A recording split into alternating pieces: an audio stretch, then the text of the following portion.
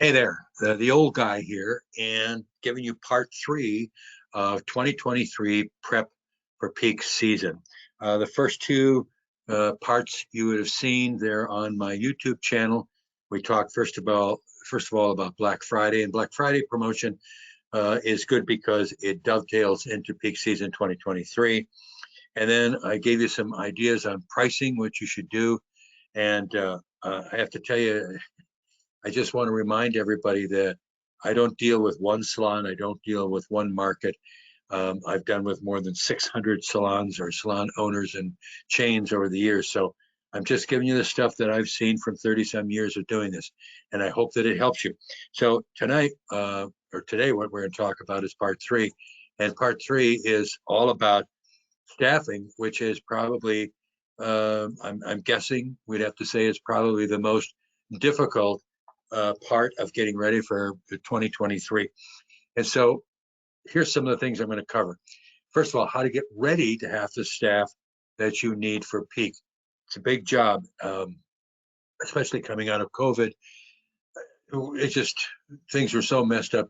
They were starting to be messed up even before COVID because of the pressure out there of entry-level service people for raising their hourly wages. And McDonald's at one time back in 2019, employees were asking for $15 an hour. So, but it's all changed now, and we have to respond to it. So, how to get ready. Also, we're going to review what you want. What do you want with employees? What are you looking for? Before you go out there fishing for Rockstar sales service people, you need to take a current inventory of your current staff. Now, if you want a performance review form, an explanation for your salon associates, email me at john@johnrfr.com. All right, so what this is, it's what I call my quick appraisal guide. It has 10 attributes of what you should be looking for in your employees. Responsible, mature thinking, reliable, blah, blah, blah. Stuff that sounds like it makes sense and that it's obvious, but I think what happens sometimes is when people are reviewing performance, they tend to not really get into what is really important. They may look at general attitude, maybe something on sales, maybe the way that the appearance when they come into this. I don't know. And not that appearance is important, okay, but there's 10 very important attributes. And if you email me, I'll send you back that form, and you can start looking at your employees that you've currently got and take inventory of them, because one of the big mistakes that we make in getting ready for a peak season is we say, okay, if I have to have 7 employees, let's take an example. I've got 7 now, so I think I'm fine. As the old saying goes, as God made little green apples, I mean, as death and taxes, if you need 7 employees and you think you've got them now, sometime you get into February, you're going to lose something for whatever the reason is. You're going to lose them. So recruiting is a very, very important thing. Never really stop recruiting.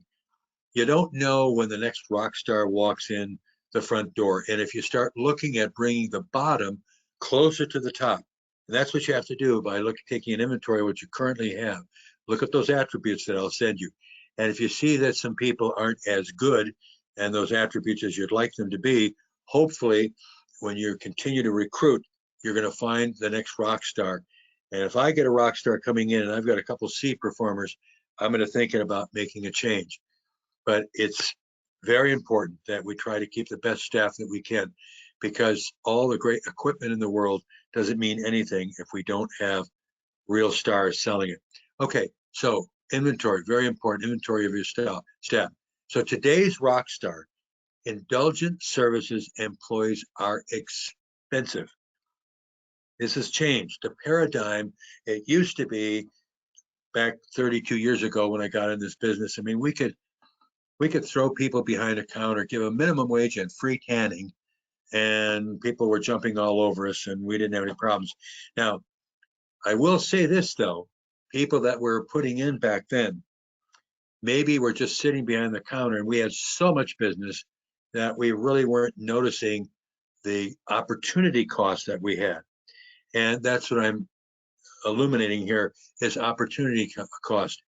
And there are opportunity costs because we show in our research, did this with several medium-sized chains and also with individual salons.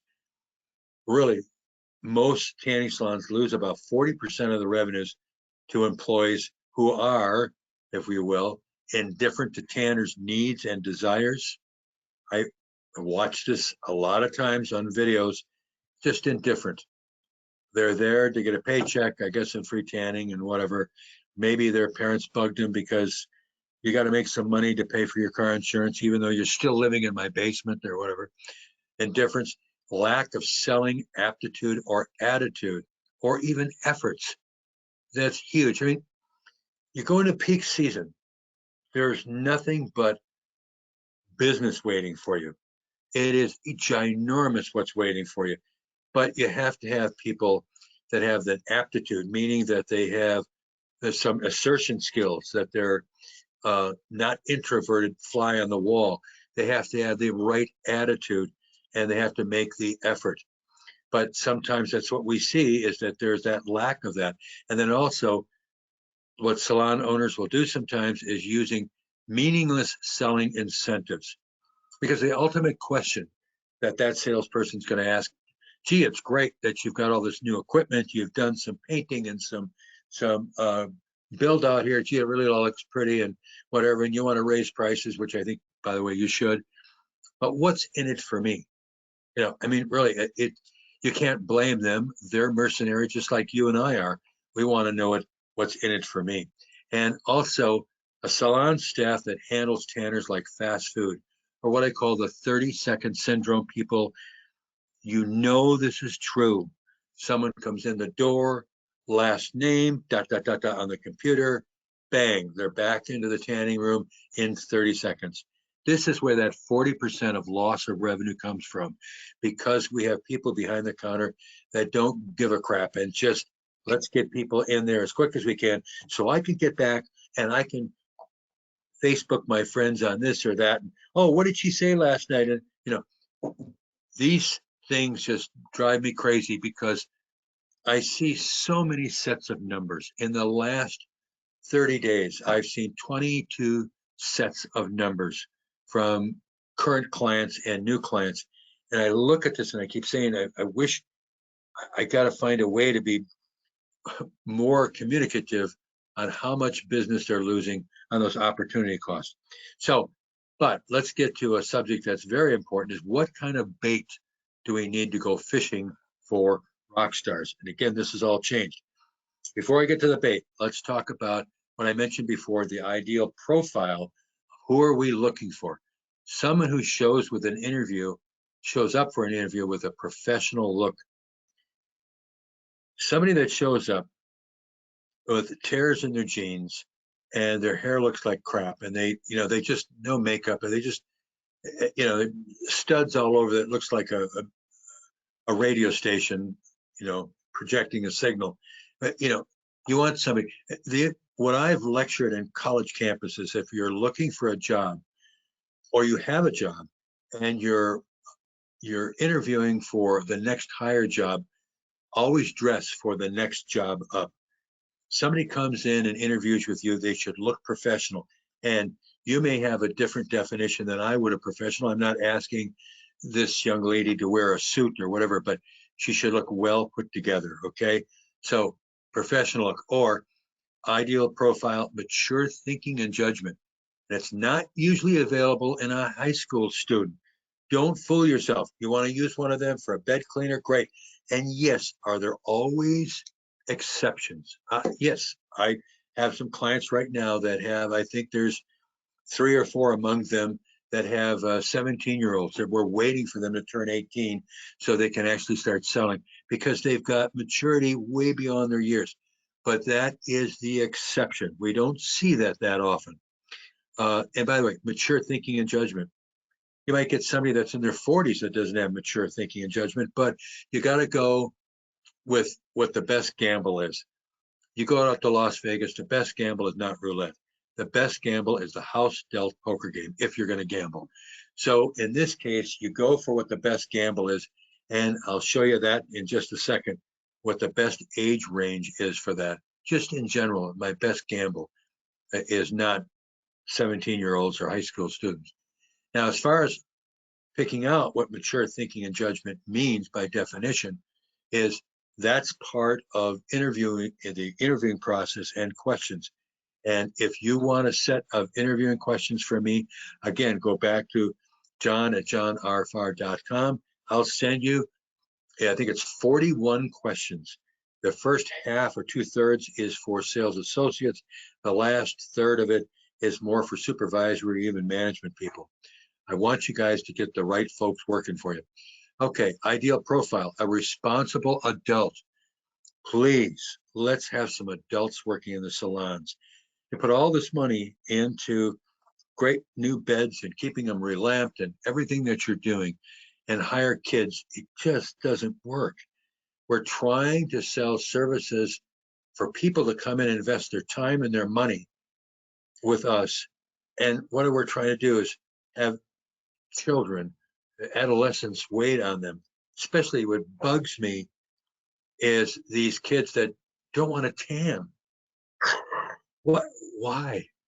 Yeah, why would you go work for a tanning salon if you don't want to be tanned?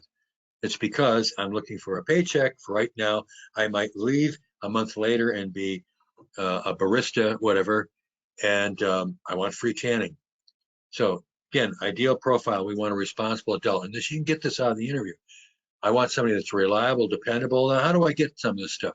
I'm looking at their applications, their resumes, and seeing where they've worked, how long they worked, if there are big gaps in between. Okay, also, I like roots in the community. Somebody has moved into your community, let's say you're in the Midwest, and they lived in Los Angeles all their life, and now they decide to make a change. That doesn't mean that they're not going to be a good employee, but I like somebody that was born there, grew up there, went to high school there, has done a lot of things in their life in that community, because the chances are greater they're going to stay around. A track record of consistent employment. You're in an interview and somebody has had 6 or 8 months off. What if somebody decides, well, at COVID, I couldn't find a job? That's a bunch of shit. If you want a job, you can find a job. And those people that decided to sit in their parents' basement and collect COVID money, I'm not interested. I'm not interested. So a track record of consistent employment and experience in the service industry. I don't like fast food. If fast food was part of it, but you saw something else where they were working possibly in an indulgence, even if they worked in a beauty supply store, or they worked in a massage chain, or they worked in hair and nails or whatever, something. Or by the way, also high-end restaurants where they were a waitress and they made a lot of their money off of tips. There's good stuff that can tell you that this is a person that knows something about upselling. Fast food, what does anybody that strictly worked at the drive-through at Wendy's, what do they know, about what we're trying to do? Anyway, next, I'm looking for somebody that would have flexible, available hours to work, so they're willing to jump into open shifts, because again, the green apples analogy I talked about, it's going to happen. Also, a history of tanning. Wouldn't it be great? So the best recruiting that you could do is through your email contacts. It always is. It always is. There's no question about it. Use your email. This is somebody that signed up with your email at your tanning salon. They like tanning. They like your tanning. They're within 3 to 5 miles. You have to worry about their boyfriend eating their car. So email is always the best. You want to put something on Facebook? Great.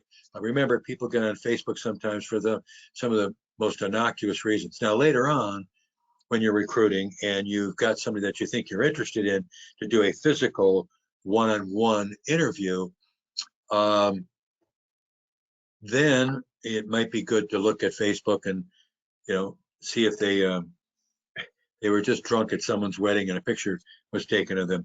Okay, so let's go to best age range, 25 to 45. Think about yourself if you're watching this video.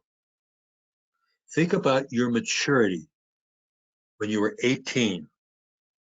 I didn't have any. All I had when I was 18 was hormones. Think of the difference between that and when you're 25. The maturity table is enormously.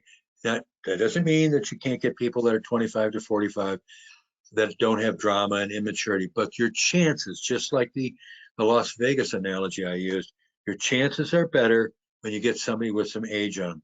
So, well, you say, well, I have to pay more. I'm going to get to that in a minute because that's a big thing that I've got to get everybody thinking about. And that, as a matter of fact, is my next slide. Okay, so what's the path to getting and keeping rock stars? Being ready to be your own recruiting, interviewing rock star. You got to know about that. And, you know, it's if you're not good at it, you have to keep working at it. You got to keep recruiting and interviewing. It's just like any other management skill. The more often you do it, the better you'll get at it. Okay. And then you're going to have to start them at a respectable hourly wage. Now, there was a time when we could start all kinds of people at $9 and $10 an hour. I'm saying respectable hourly wages at least $11 or $12, at least. In a lot of markets, a lot of clients I work with, we can't get really good looking people that might become rock stars at $11 and $12 an hour. We're starting them higher than that.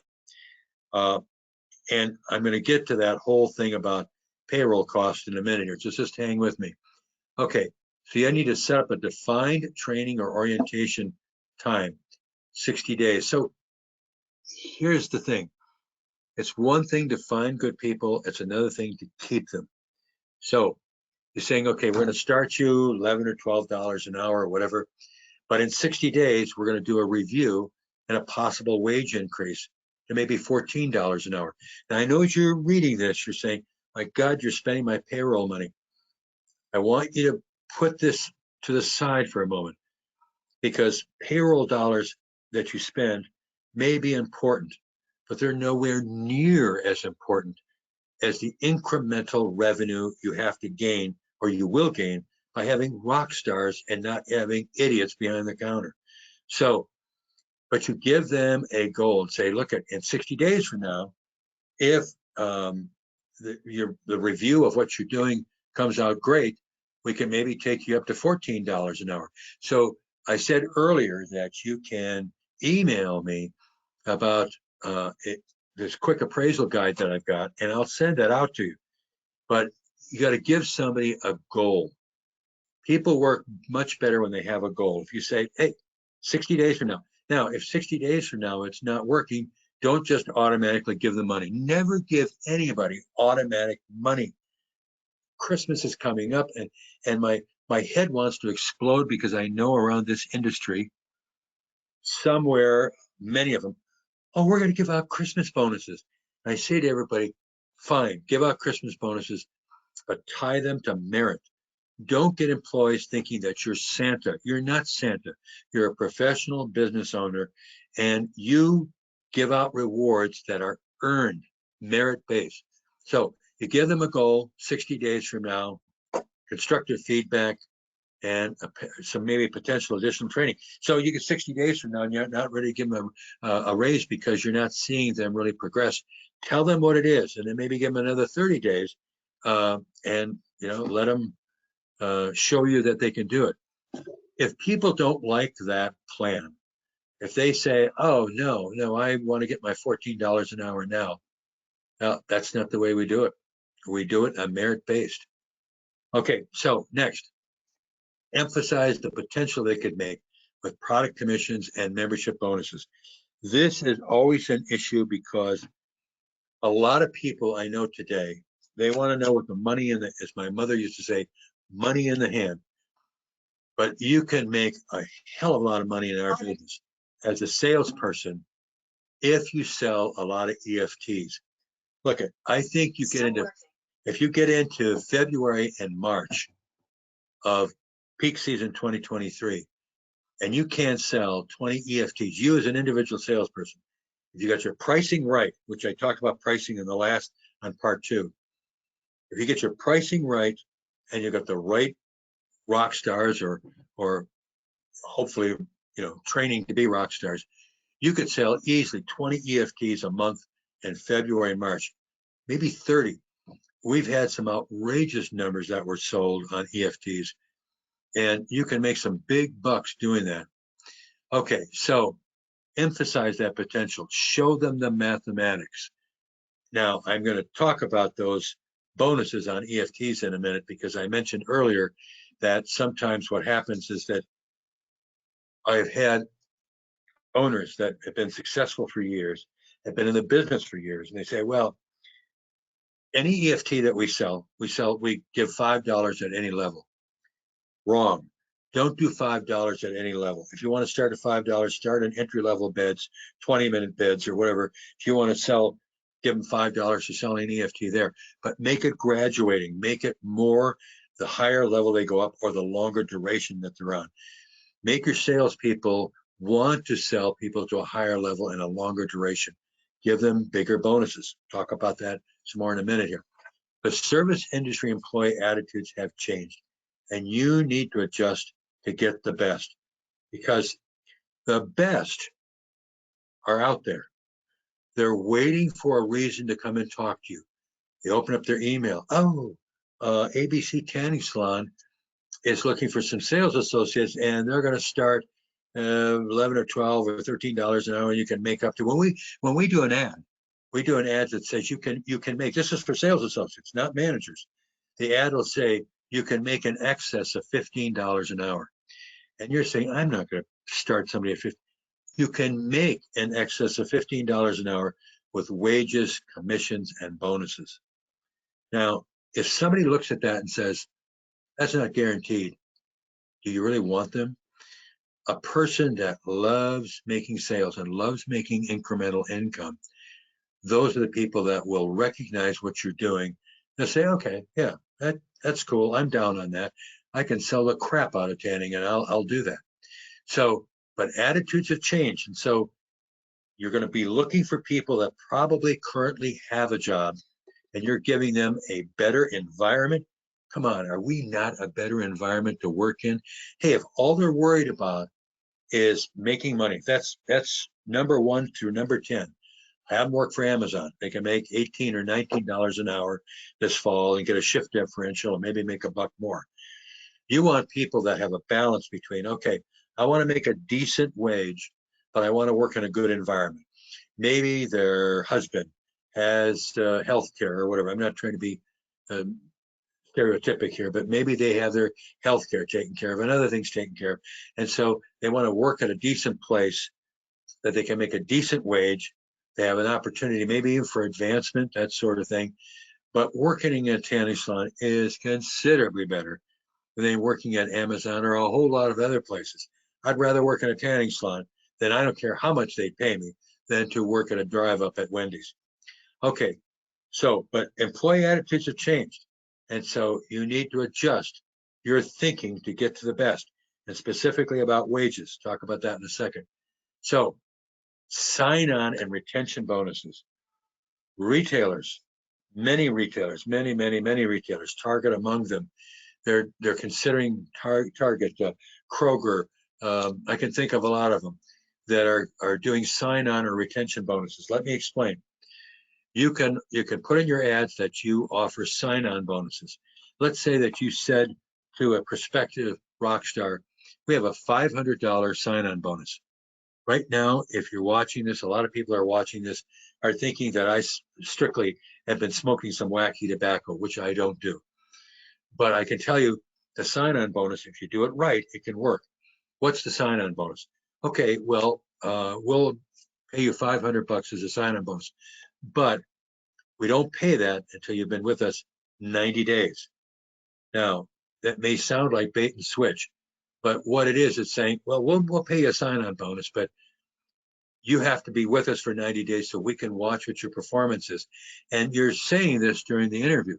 If that's what they don't, if they don't want that, if they want that sure money, I would not do it. Amazon, I can tell you, Amazon has all kinds of things like that they do, and people decide not to go along with it. Amazon's got a deal.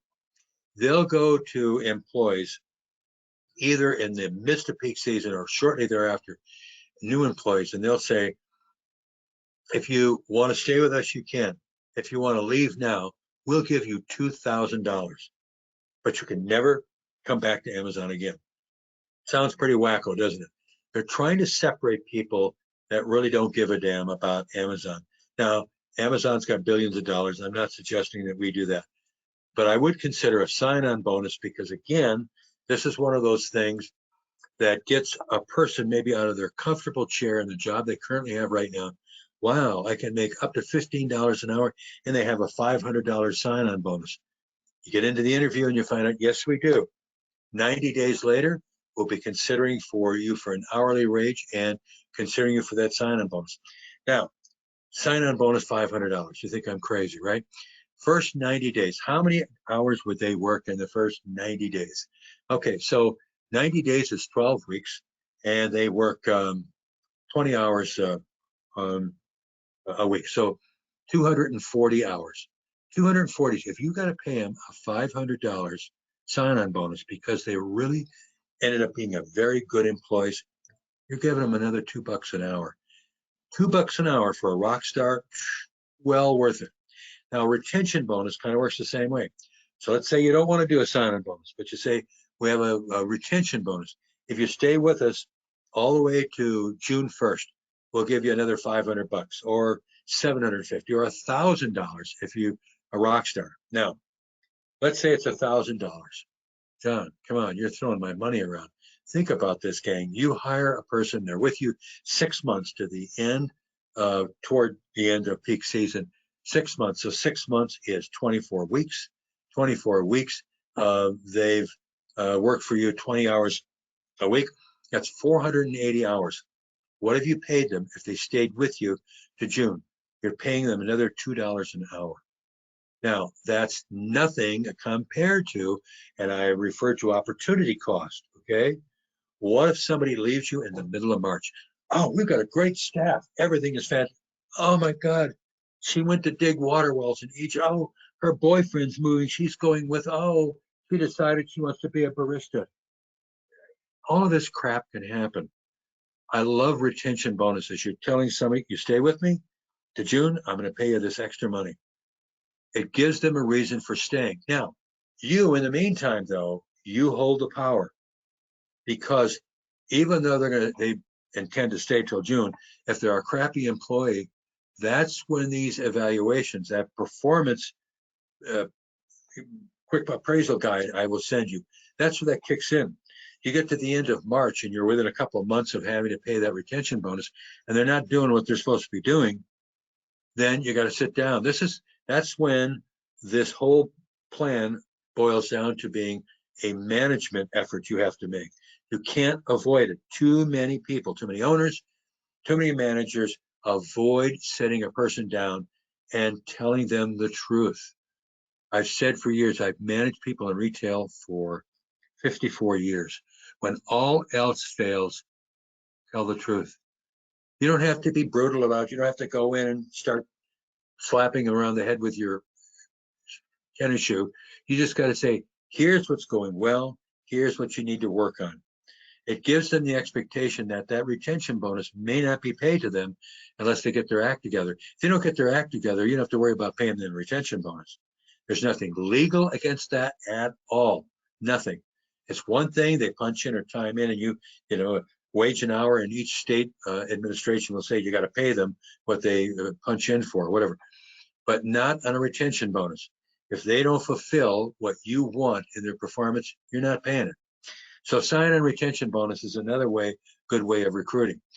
Okay, so here's the big point. I have more clients right now than I've ever had in a pre-peak season. I love it. I love the business. I love the action. And I love taking people and turning things around for them. I could give you 300 testimonials. I have so many, I don't even know where to start. I mean, it sounds braggadocious. The only reason, guys, I'm good at what I do is because all of you that I have dealt with, clients or former clients, have taught me. So I don't have one person's perspective. Mike Bloor is one of the sharpest guys in the industry out there in California. Brian Hibbert down in Florida, one of the sharpest. There's so many of those that are really good. Rick Keeber with Suntan City. These guys are they're mavens. They're really good. There's a lot of ladies that I know that are, but they have one perspective, and that's the markets that they are in. I've done tanning guidance and consulting in every state and for the Canadian provinces.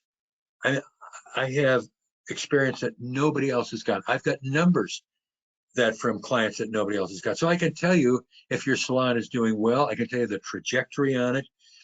Having been an executive with Target stores, I knew how to do that. And that's what I brought to the tanning industry. Okay, so this point, don't invest big bucks in new equipment. And the reason I brought this up is because so many of my clients are trying to buy some of the new KBLs or some of the newest Ergolines, and that's great equipment. Terrific. I think it's wonderful. But don't put all this money, 50-some thousand dollars, in a new KBL bed and then get cheap on what you're trying to hire in Rockstars. You're kidding yourself. You're kidding yourself, because regardless of how good that equipment looks, it can't sell itself.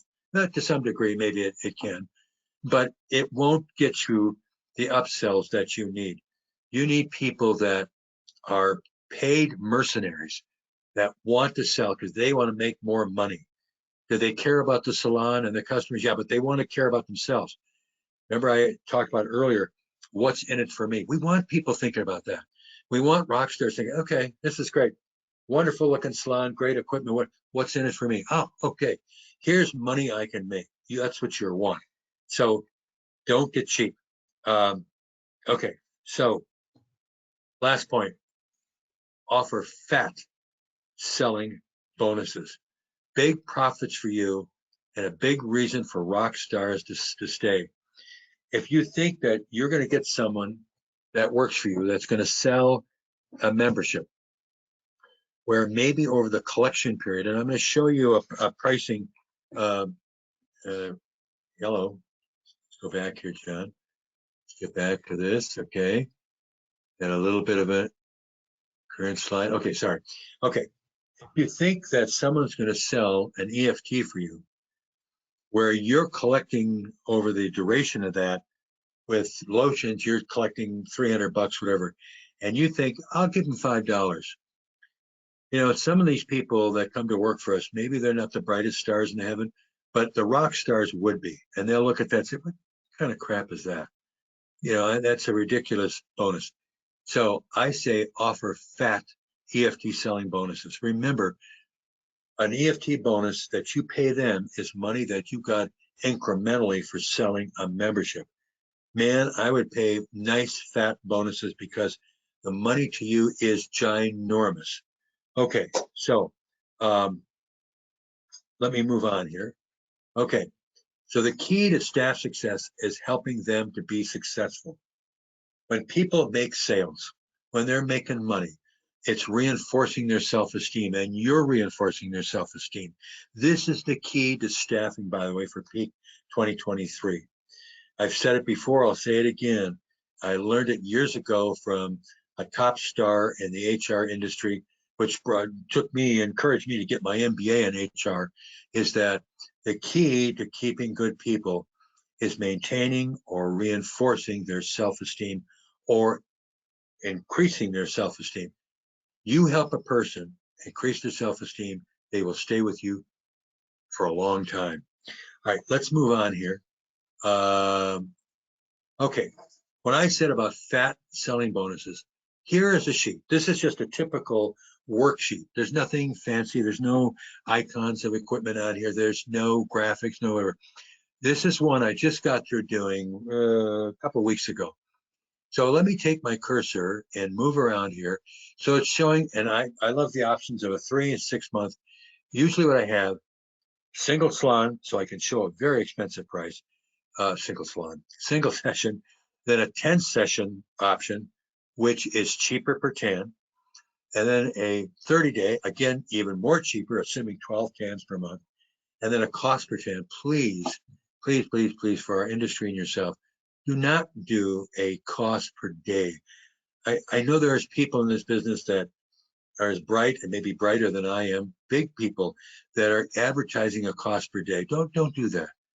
The industry does not need it, or your market does not need another tanning mom, somebody that is dark like the ace of spades, and it's because they tan every day. We don't need that. That's really, the FDA is looking for that kind of stuff, so don't do that. But here's what I do. When I do this sheet, I show you what the price is, what the customer is paying for per month. This is a 3-month. Notice the price gets per tan gets cheaper as you go on. But here, what I want to talk about is the fat bonuses. This, I think, is, to me, is the least. So I sell a 3-month at $50, and I'm looking at collecting 150 plus another 125 in lotions. And that, by statistically, that is a very good number. If anything, it's conservative, and it could be even more than that in lotions over 3 months. So I did that on the collections line and all of it. So let's say that I'm selling a mid-priced EFT for $60 a month, 180 bucks, another 150 for lotions. I'm collecting $330. Now, what I pay on a 3-month EFT, would I pay somebody $7 to sell that? Between you and me, I would probably pay more. But this is very conservative. So I'm giving $5 here, 7, 9, 12. They sell a 6-month. I start at 7, 9, 12, 15. I have clients that are paying on EFT bonuses for peak maybe 50% more than this. In a 6-month, top of the line, all access, they're paying over 20 bucks. $20, John. 20 bucks. Look at this, guys. $900 you collect here. Well, wait a minute. What if they only stay on for 2 months and their card cancels? If you're collecting $90 and you collected it twice, plus maybe you sold another $50 in lotions, you're still well over 200 bucks, and it costs you $20 for that gamble. It's cheap. So give fat bonuses. You want a selling staff, you want rock stars to stay with you. That's what you got to do, gang. You got to go after the best people. You've got to put out good bait. You've got to come up with great bonuses. You got to reinforce them. Maybe consider retention bonuses, even sign-on bonuses that are reviewable after 90 days. If you want to know more about it, how to do it, listen, Peak 2023. I've been doing this for years, guys. I only know what I know because of you. For you that are out there that have been my clients, you've taught me, and I in turn try to teach everybody. If you want to know more and you want a free 1-hour consulting session with me, over the years, I can't tell you how many hundreds and hundreds of free tanning sessions I've done. Tanning consulting sessions. There it is. You go to my website, sign up for it, and I'm going to help you with a plethora. That's a 50-cent word, a plethora of stuff. So I hope that you've gotten something out of this 3-part series on prep. We talked about how to do the Black Friday. Please don't talk to me about Pink Wednesday during Black Friday week. I don't get it. Pink Wednesday. It's a great brand, Pink Wednesday, but it belongs in October because October is breast cancer month. I know because I lost 2 of my closest relatives to breast cancer. I'm not demeaning breast cancer. It should be in October. In November for Black Friday week, we should go after a Black Friday week promotion. So if you've watched that, that was session number 1. Number 2 was pricing on your EFTs. Guys, it's proven what I'm giving you. You want to know more and you want to include staffing, just go on johnrfarr.com. You'll get a free, I promise, a free Salon guidance from me. No questions asked. Well, thank you for listening to me. And I just hope everybody has a great, the last 6 weeks of the year. But we got to really have a kick-ass peak season 2023 to make up for the lovely inflation we faced this last year. So hope you get a chance to look at all this, give me some feedback. Love teaching. So have a good one. Bye-bye.